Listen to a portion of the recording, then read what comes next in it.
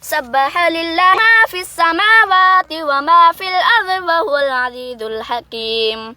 هو الذي أخرج الذين كفروا من ديارهم لأول الحشر ما ظننتم أن يخرجوا وظنوا أنهم مانعتهم حصونهم من الله فأتاهم الله من حيث لم يحتسب وقذف في قلوبهم الرعب يخربون بيوتهم بأيديهم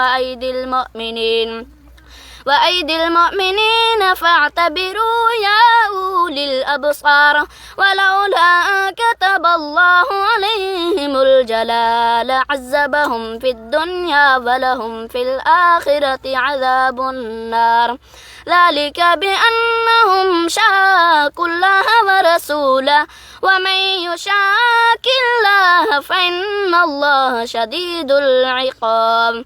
ما قطعتم من لينة أو تركتموها قائمة على أصولها فبإذن الله وليخزي الفاسقين وما أفاء الله على رسوله منهم فما أوجفتم عليه من خيل ولا ركاب ولكن الله يسلط رسله على من يشاء والله على كل شيء قدير.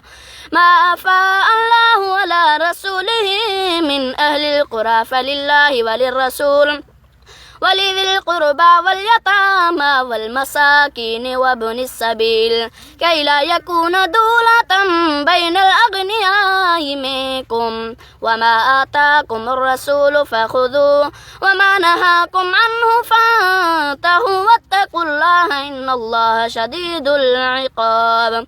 للفقراء المهاجرين الذين أخرجوا من ديارهم وأموالهم يبتغون فضلا من الله ورضوانا وينصرون الله